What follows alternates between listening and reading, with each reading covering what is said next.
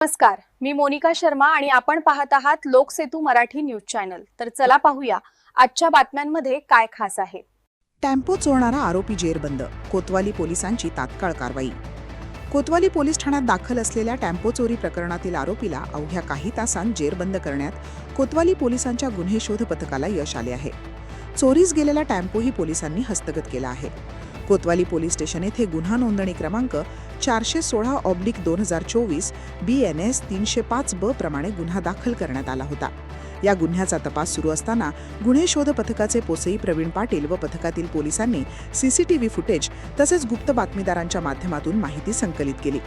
तपासादरम्यान आरोपी हा चोरीस गेलेल्या MH16 CD 1675 क्रमांकाच्या टेम्पोसह पुणे बस स्थानक परिसरात येणार असल्याची माहिती पोलीस निरीक्षक संभाजी गायकवाड यांना मिळाली। तसेच डायल 112 वरही याबाबत कॉल प्राप्त झाला होता। त्यानंतर पोलिसांनी तात्काळ सापळा रचत आरोपीचा पाठलाग करून त्याला ताब्यात घेतले। चौकशीत आरोपीने आपले नाव जहीर सादिक शेख वय 19 राहणार नारायण डोह तालुका जिल्हा अहिल्यानगर असे सांगितले।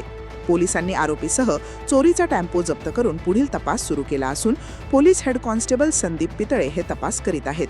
ही कारवाई पोलीस अधीक्षक सुदर्शन मुम्मका, अपर पोलीस अधीक्षक वैभव कलुबर्मे, उपविभागीय पोलीस अधिकारी दिलीप टिपरसे यांच्या मार्गदर्शनाखाली कोतवाली पोलीस ठाण्याचे पोलीस निरीक्षक संभाजी गायकवाड यांच्या सूचनेनुसार करण्यात आली।